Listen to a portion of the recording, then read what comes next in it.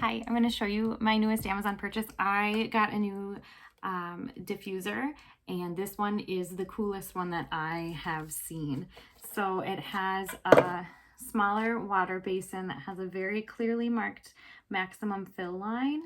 And then there are two different buttons for the light settings and the actual diffusing settings. And so it's really simple. Pour the water in the spot, add your oil. If you want scents, put that back on top. This one is USB powered, which I think is great because I can use it in my classroom. I easily just plug it in to my outlet that has multiple USB ports. So I think that's a really cool feature, and it looks amazing.